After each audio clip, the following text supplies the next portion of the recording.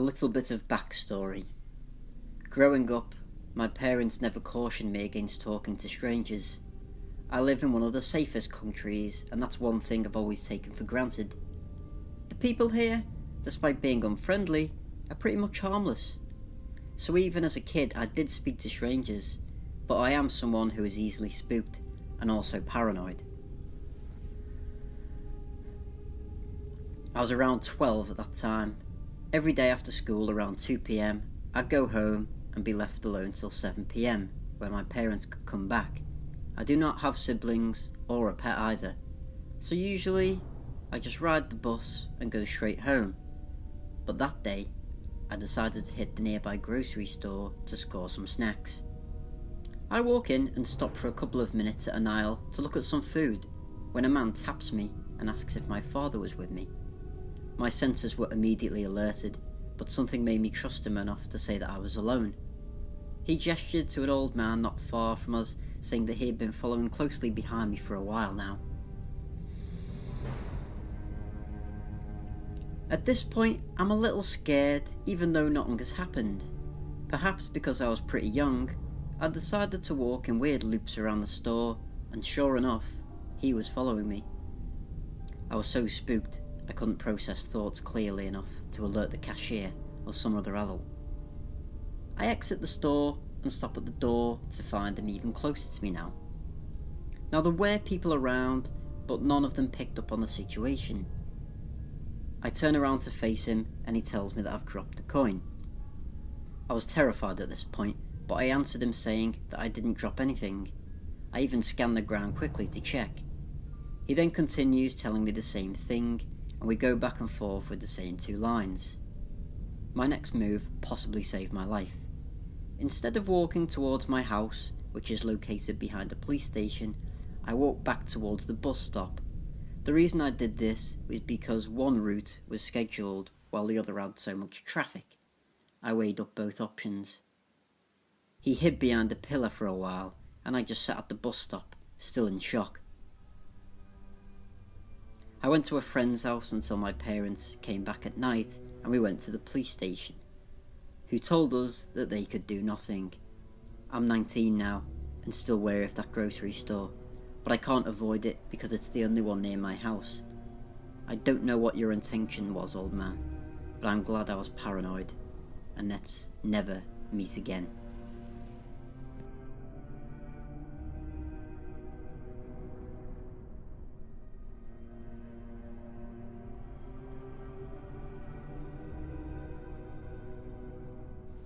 I would like to preface this with the fact that this is not my personal experience, but loosely based on that of a friend of a friend. We'll call her Annie. This was the summer before Annie's freshman year of college. At 18, she was unemployed and looking for a way to make some extra cash before moving across state to her new school. With knowing that, Annie's aunt offered her a few $100 to watch her house and cats for a couple of weeks, while she and Annie's uncle go on vacation. Annie jumped at the opportunity. Not only would this be the easiest way to make some money, but Annie loved their aunt's house. Aunt Laura lived in a beautiful home, situated on the outskirts of a small mountain town. As a child, Annie always thought of it as a mansion. It had tall, vaulted ceilings, and glass windows that took up entire walls. The house was a large property, and the closest neighbour was still a 5-minute car ride down the road. It had a long driveway, and was situated around so many trees. Her aunt rarely closed her curtains due to all the privacy she had. Needless to say, Annie was looking forward to her summer gig. The day came for Annie to drive the 3 hours it took to get to her aunt's house. Aunt Laura and Uncle John had already left for the airport. When Annie arrived, the key was waiting for her under the third potted plant from the door, just as her aunt described. Annie let herself in and stood in the doorway for several seconds, admiring the log cabin decor and those beautiful floor-to-ceiling windows. Eventually, she unpacked and got situated to her new home for the next couple of weeks. 4 days had come and gone, and the excitement of the mansion wore off. Annie was starting to realise how boring her aunt and uncle lived. There was only one TV in the whole house that was too outdated to have Netflix. It didn't even have cable for that matter. Thankfully, they had Wi-Fi, or Annie would have gone crazy if she had to watch the same 3 antennae channels for another 10 days. Another couple of days had passed, and now Annie was starting to get lonely. She never needed to go into town to buy food. Her aunt kept a stock pantry and a fridge. But she grew tired of text and FaceTime calls. She needed human interaction. More importantly, she needed human attention. Annie makes the decision to download Tinder. She figured, no one knows me here, so if I need to ghost someone, I'll never run into them randomly. Who can blame her for that logic? So Annie is swiping left and right for a few hours when she gets a new message from a guy named Sam. Hey beautiful. She clicks on the profile and she is instantly smitten. He is one of the first people she swiped right for. He was dreamy and had the type of smile to melt away your troubles. They chat for a few hours and she is comfortable enough to accept a dinner offer. Annie meets Sam at a nearby bistro in town. It's pretty small, with an intimate setting. A few minutes into dinner, Annie realises Sam is not as charismatic in person as he is online.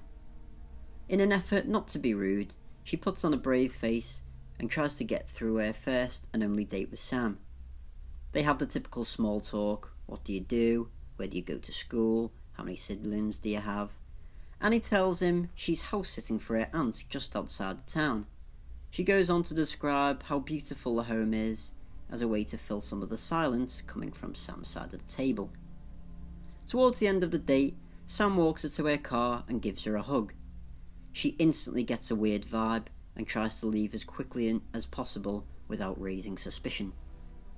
Over the next few days, Sam was messaging Annie constantly. Annie ignored all of them. She felt bad, but reminded herself how they would never see each other again. After the 3rd day, she deleted Tinder. She grew tired of the bad pickup lines and Sam's constant "hey" messages. Part of her felt guilty for never giving him closure, but she was to be headed back home soon, and then even further away to college. Sam would be a distant memory. That night, Annie started back on her normal social media routine of Twitter and Instagram scrolling. Before she knew it was 1 a.m. As she begins turning off the lights in the living room to make her way to the bedroom, upstairs she hears a clunk and abruptly stops in her tracks. Did something fall? She thought to herself. But she quickly tries to calm herself down, remembering how the cats were always running around and knocking things off tables and counters.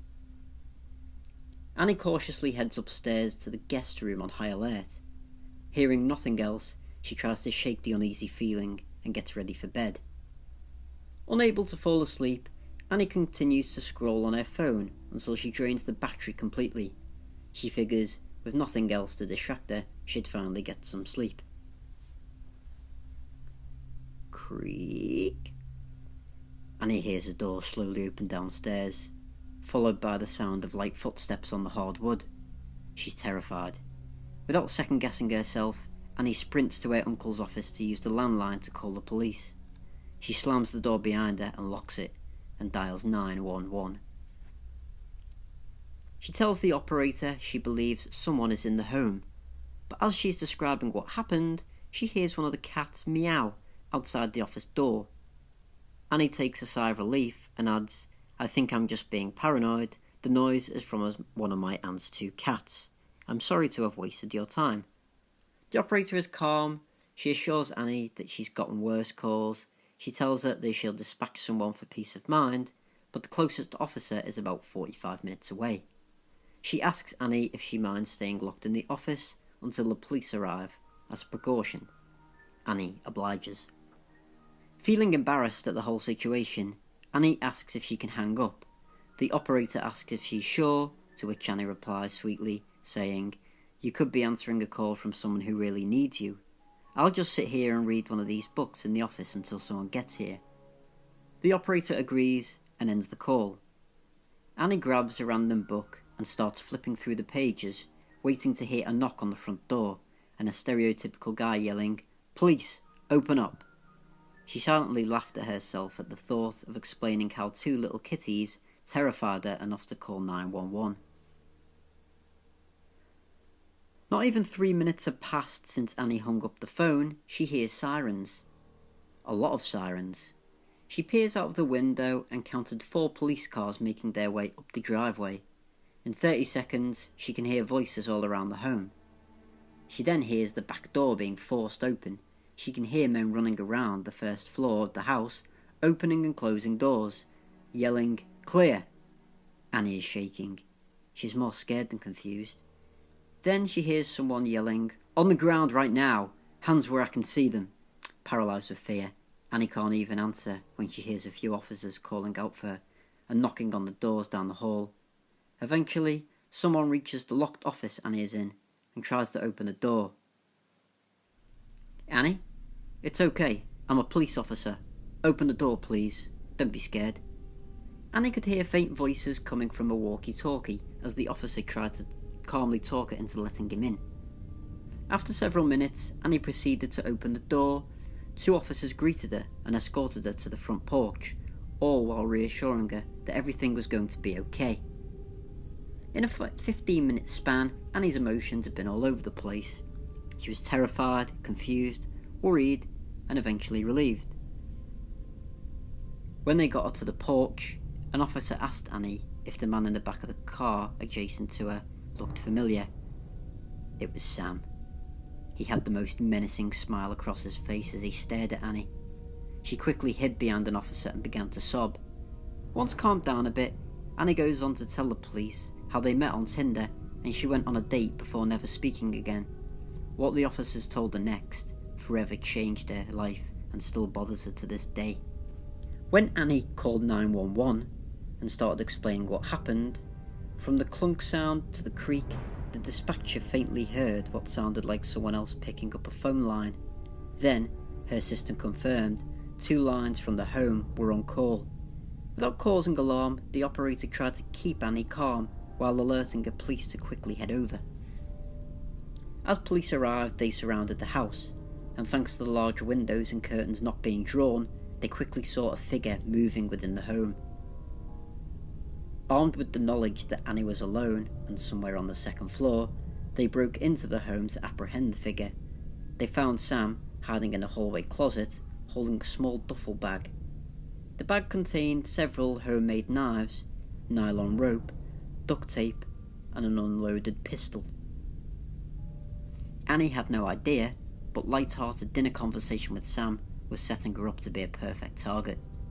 She informed Sam that she was alone in a large house, with only a couple of cats as protection. She'd also described the house and given Sam a good idea of where it was. Police also believed in walking to her car was just another unsuspicious way of Sam gathering information on her. He learned what she was driving just to be sure he would to be approaching the right house. Not long after the arrest, Annie was taken to the police department, where she waited for her parents to come. Her aunt and uncle were informed and caught the first flight back. Annie and her parents stayed in a nearby hotel for the night. The next day, Annie and her mum headed back home, while her dad stayed at her aunt's house, gathering her things and waiting for Laura and John.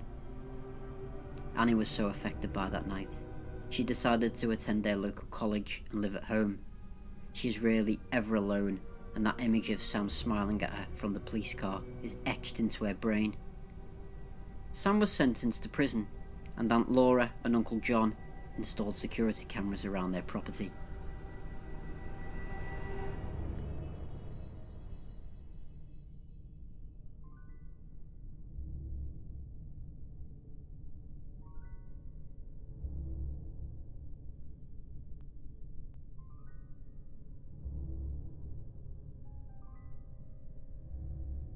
This story isn't one of mine, but was told to me by my parents. My parents, one of my sisters and I all own houses within a mile of each other in a very ritzy, gated community in Orange County, California called Coto de Caza.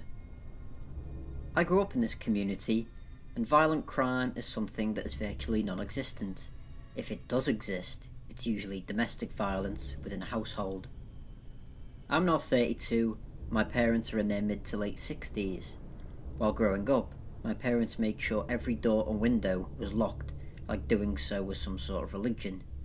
I always question this policy, asking, what's the point in locking all the doors and windows when we live out in an isolated suburb like this? Hell, there were many occasions where I didn't have a key and literally had to walk miles to a friend's house or wait for 5 hours in the yard just to be able to get in my own house. It was quite annoying. Anyways, one night around 2 years ago, my parents awake to someone pounding on their door at around 2 a.m. After having fallen asleep watching Saturday Night Live, my dad goes to answer the door, thinking it's my sister, or me needing help, and opens the door without looking out the peephole. He was shocked to see a very angry 19-year-old male. This kid starts telling my dad that he needs to get the hell out of his house. My dad tells him that he must be confused because this is his house and not the kid's. My mum is in the other room, hearing the back and forth between the two. My dad is apparently arguing with the very frustrated and angry kid to no avail, and it is escalating fast. The kid simply cannot fathom the logic that this isn't his house. My dad has no way to convince him otherwise. Now, let me interrupt and describe my dad here. He has been an engineer his whole life. He may look old and nerdy, but he is always fixing cars, houses, electrical issues, building furniture, doing the yard work, etc. He is still much stronger than me, as evident whenever we work on cars together. So after about 5 minutes of circular logic, I mean, how many times can you tell someone this isn't their house and have them disagree with you? The kid, in a fit of rage, decides to barge his way into the house, and my dad gets into a scuffle with him. My dad is punching, pushing, and kicking the kid and taking many blows himself. Finally, he is able to push the kid outside, close, and lock the door. This is when the kid goes nuts. He decides to go around the entire house, pounding and banging on every door and window. My parents are scared shitless and are terrified he is going to break through a window or bust down a door because he is pounding so hard. This is the time my parents decide to pick up the phone and call the cops. While waiting for the cops to get there, my parents are completely defenceless, having no gun or weapon to protect themselves if this kid is able to break in. My mum is terrified because she can never tell where he's going to start banging and kicking next, and described how she was amazed the windows weren't breaking because this kid was hitting them with extreme force. The cops finally get there.